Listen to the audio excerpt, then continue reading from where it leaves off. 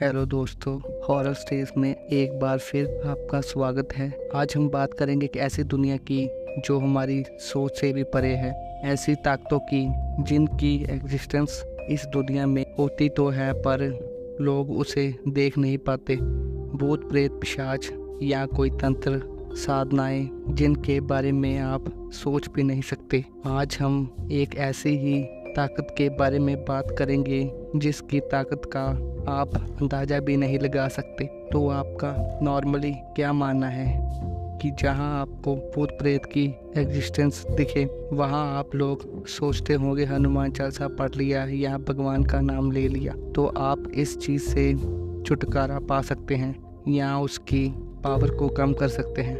पर अगर मैं आपको कहूँ एक ऐसी ताकत है जो खुद हनुमान चालीसा पढ़ती है मंदिर में खड़े होकर, तो हाँ, ऐसी एक ताकत है जिसे हम कहते हैं मुंजिया।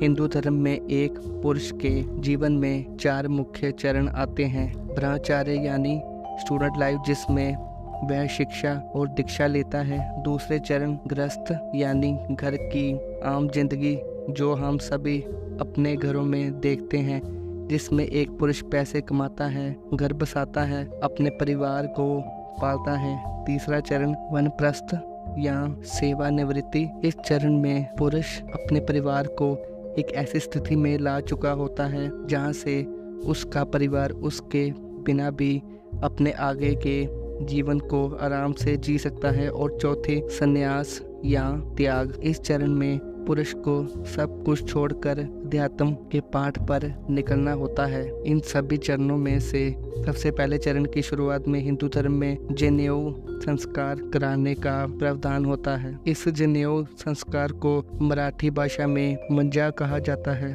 और यदि किसी बच्चे के जीवन का पहला चरण शुरू होने से पहले ही उसकी मृत्यु हो जाती है तो ऐसा माना जाता है कि उसकी आत्मा को शांति नहीं मिलती और ऐसे ही बच्चे की भटकती हुई आत्मा को मुंजिया कहा जाता है। तो अब चलते हैं मुंजिया से जुड़े उस घटना पर जिससे मुंजिया की पहली घटना माना जाता है।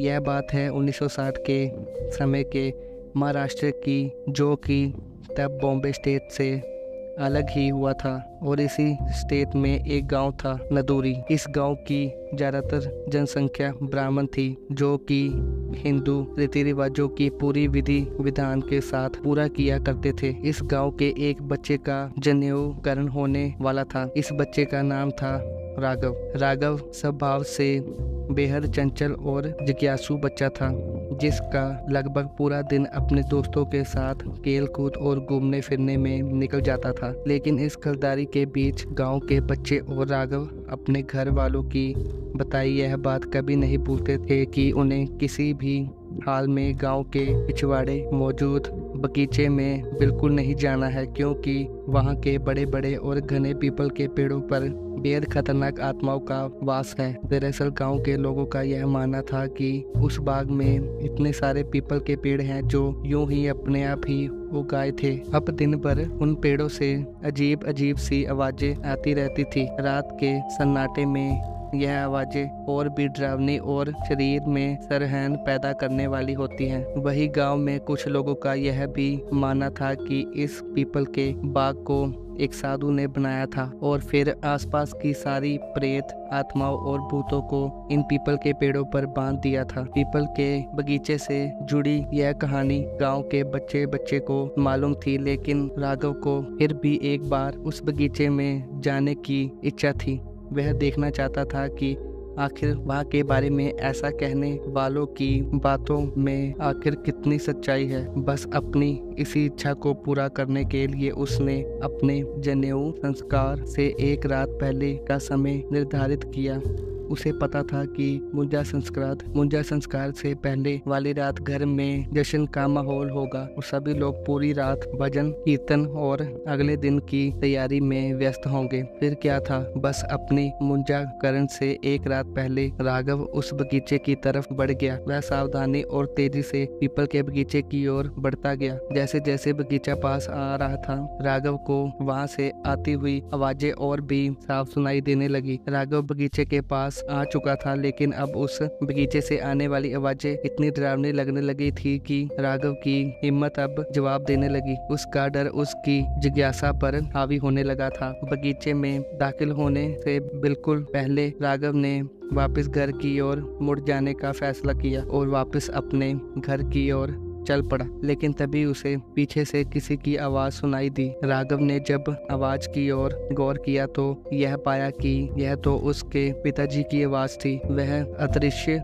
आवाज राघव को पुकार रही थी। इस आवाज में कुछ था जो राघव को विषीभूत किया जा रहा था और राघव एक बार फिर पीपल के बाग की ओर चल पड़ा। अगली सुबह घर वालों को राघव घर में नहीं मिला। एक तरफ मुंजा संस्कार की विधि शुरू होने वाली थी, वहाँ दूसरी ओर राघव का कोई अता पता नहीं था। घर वालों ने अब राघव की तलाश को तेज कर दिया और पूरे गांव में उसे ढूंढा जाने लगा। लेकिन फिर पीपल के बाग के पास वाले घरों से हलचल और एक शोर सुनाई दिया और यह शोर देखते ही देखते विलाप में बदल गया, क्योंकि बगीचे के एक पेड़ पर एक लाश लटकी हुई थी।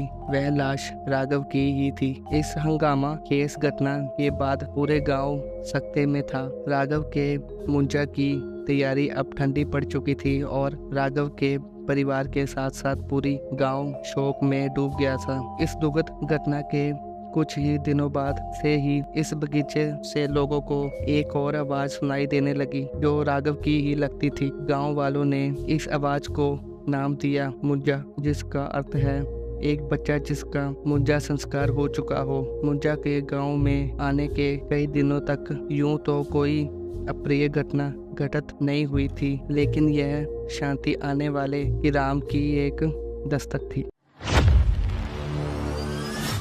हमारी दूसरी कहानी ऐसी घटना की है जहां एक ही घर में तीन मुंजाओं का साया था। तो एक व्यक्ति था जिसका नाम था रघु। ये किसी घर के सामने से गुजर रहा था। तब इसको दिखा कि वहां पर 4 लाशें रखी हैं सफेद कपड़ों में लपेट के और उसके आसपास बहुत सारे लोग खड़े हैं। इस घर में ऐसा पहले भी होता है। कुछ साल पहले यहाँ पर 8 लोगों की एक साथ मौत हुई थी सेम तरीके से। अब फिर से दोबारा ये 4 लोगों की लाशें रघु ने देखी थी और ऐसा रघु बचपन से देखता था। तो फाइनली जब वो लास्ट की 4 लाशें देखने के बाद रघु ने उन लोगों से पूछा कि यह सब क्या हो रहा है, इस घर में इतनी मौतें क्यों होती हैं। तो उन्होंने कहा कि तुम इसके बारे में ना ही जानो तो अच्छा है। बट वह एक पैरानॉर्मल एक्सपर्ट था।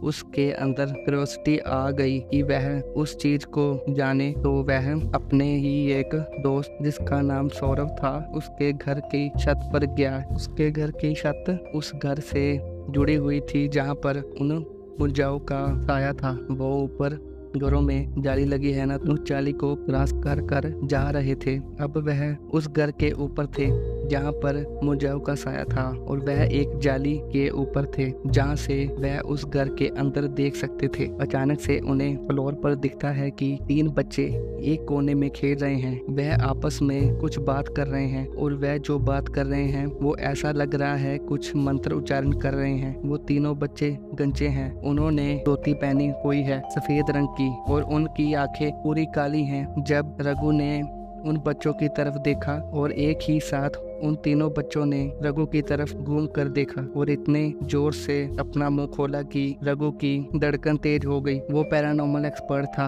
और इन चीजों से घबराता नहीं था, पर फिर भी वह उस वक्त घबरा गया। थोड़ी देर बाद रघु नीचे गया। अब तो तीनों बच्चे उसके सामने थे। रघु ने उन बच्चों को आवाज लगाई। वो तीनों बच्चे रघु की तरफ मुड़े और खड़े हो गए और एक ही समय पे उन तीनों बच्चों ने ऊपर देखा और कुछ मंत्र उच्चारण शुरू कर दिए। अब आप इमेजिन करें 3 सफेद शरीर वाले बच्चे जो कि गंजे हैं, जिनकी आंखें बिल्कुल काली हैं, वो अपना चेहरा ऊपर की तरफ करके कुछ ऐसा मंत्र पढ़ रहे हैं जिनके बारे में आपको कोई अंदाजा नहीं है कि वो क्या बोल रहे हैं। जैसे ही उन्होंने मंत्र उच्चारण शुरू किया रघु बेहोश हो गया। रघु जब बेहोश हुआ तो उसको कुछ ऐसा दिखा जिस पर रघु खुद विश्वास नहीं कर पा रहा था। उसने देखा कि वो एक ऐसे कमरे में है जहाँ पर चारों तरफ खून ही खून है और एक कोने में वही 3 बच्चे खड़े हैं। रघु के चारों तरफ ऐसे बच्चों की लाश पड़ी है जो बिल्कुल नवजात हैं, और उन बच्चों ने दोबारा रघु की तरफ देखा, एक साथ और मंत्र पढ़ने लगे। रघु फिर से बेहोश हो गया। इस बार जब वह उठा तो वह अपने दोस्त के साथ था जिसका नाम सौरभ था। सौरभ ने बताया कि तुम 1 घंटे से बेहोश पड़े हो, और जब तुम बेहोश हुए थे तो तुमको उठाने के लिए 7 लोग लगे। रघु का शरीर इतना भारी हो गया था कि 7 लोग भी उसको उठा नहीं पा रहे थे। आगे चलकर उस घर में रहने के लिए कुछ लोग आए जो कि बहुत ज़्यादा धार्मिक थे, जो उन लोगों ने इन चीज़ों से छुटकारा पाने के लिए घर में एक तंत्र रखवाया, जिसमें कि 8 तांत्रिक और एक अघोरी को बुलाया गया, और उन लोगों ने आसपास के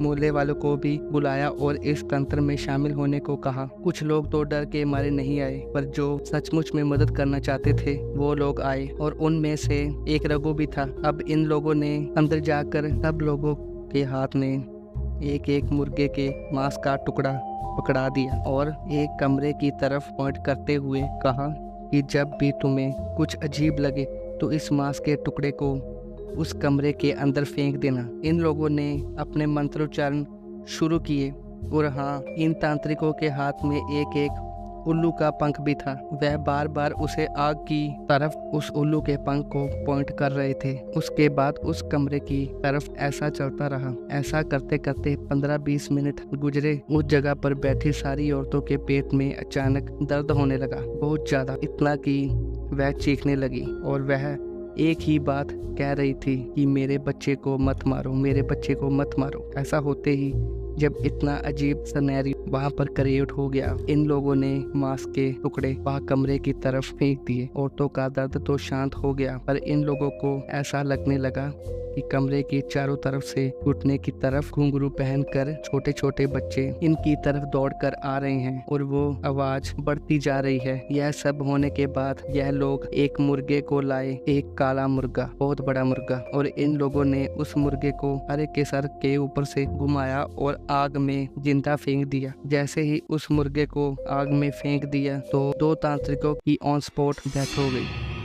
अब आप इमेजिन करके देखिए, 8 तांत्रिक, एक अघोरी, इतने पावरफुल लोग उस पावर को कंट्रोल नहीं कर पा रहे थे। अचानक वो लोग उठे और कहा इस घर में किसी को बचाया नहीं जा सकता। ऐसा होने के बाद इन लोगों ने एक ही सलाह दी कि इस घर को छोड़कर जाना पड़ेगा, पर नॉर्मली आप इस घर को छोड़ भी नहीं सकते। इन लोगों ने एक धागा लिया और उस पर कुछ मंत्र पढ़े और एक सुरक्षा कवच बनाया, और हर एक इंसान के पास वो धागा दे दिया और कहा इस घर से निकलते हुए इस धागे को पीछे फेंक देना और मुड़कर मत देखना। सब डरे हुए थे तो लोगों ने ऐसा ही किया, और अगले दिन जब रघु उस घर के आगे से गुजरा तो उस घर के आगे एक बड़ा सा त्रिशूल था जिस पर बहुत सारे धागे बंधे हुए थे, और एक बड़ा सा ताला उस गेट पर लगा हुआ था। अब आप ये इमेजिन करके देखें कि एक ऐसी पावर है, अगर किसी के पीछे पड़ जाए तो इसे तांत्रिक भी नहीं कंट्रोल कर सकते। यह ताकत आपको जन्मों तक परेशान करेगी। कहा जाता है कि यह